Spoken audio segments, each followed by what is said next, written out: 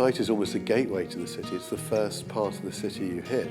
So Norton Folgate, literally on the other side of the road, has Bishopsgate, which obviously has very, very tall towers and very modern city office buildings.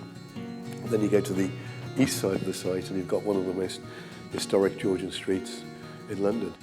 For us, this is an opportunity to do something a little bit different and to hopefully appeal to the sort of the growing tech and creative sectors, which is growing so much in this area to the north of the city. There are now 3 sites rather than a single site, and so we thought it appropriate to start again and to bring the 3 sites together as a cohesive master plan using our 4 architects to give it the sort of architectural diversity and richness that's so needed in this area.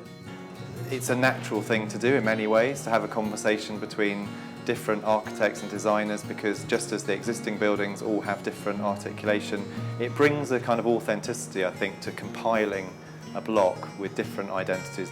I think there's been a general, I suppose, preconception that this is a project which is kind of driven by corporate ideals, that there are methods of construction and detailing and design which are kind of relatively corporate and bland. And I can't imagine a project further from that. So very early on in the process we made the conscious decision that we wanted the scheme to be brick-based. We were in the conservation area where the primary material is brick, and we wanted to reinforce the character of that area and really move away from the character of steel and glass buildings which characterise the city across the road. The development itself as a master plan is mediating between the higher buildings here in the city fringe and the Spitalfield side Elder Street. And I think with this project we've endeavoured clearly to show a difference between the new and the old. At the same time there's got to be some strong synergy between the two. Coming into this development, we knew that our approach to consultation would have to be meticulous. It would have to be thorough. We'd have to give people who in this area an opportunity to engage fully in what we're doing, and I really think we did that. We went beyond just holding exhibitions where people can come along and take a look at our plans, to holding a series of workshops, one-on-one sessions, design sessions with particular groups, particular interest groups, and we really gave people an opportunity to say how they felt, and we've responded to that. I actually think this process of the design process and going through consultations and working with the historic societies has actually made the scheme so much richer.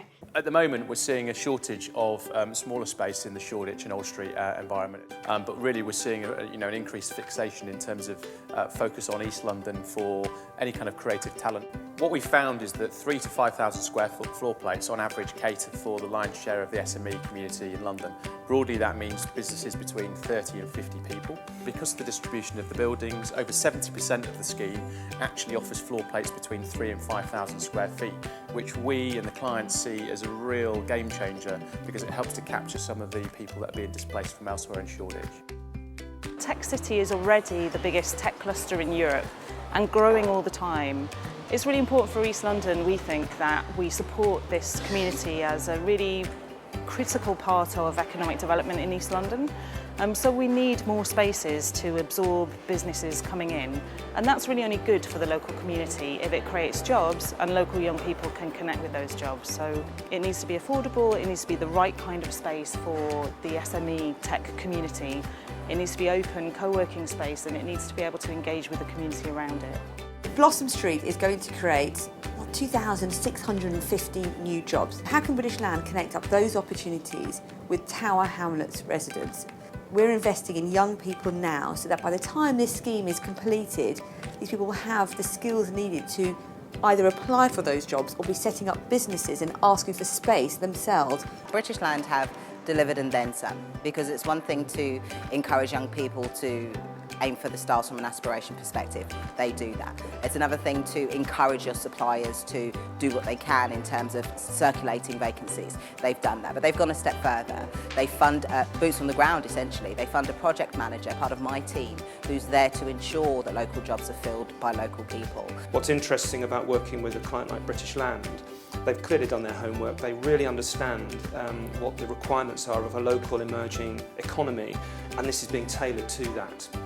To me, it's just the most magnificent opportunity to take an incredibly historic part of London, which is right next to a very new part of London, and create an architecture that is original, sensitive, and in a way challenges the way one might be able to do renovation, the way you reuse buildings, the way we refit buildings, and hopefully become an exemplary project for time to come.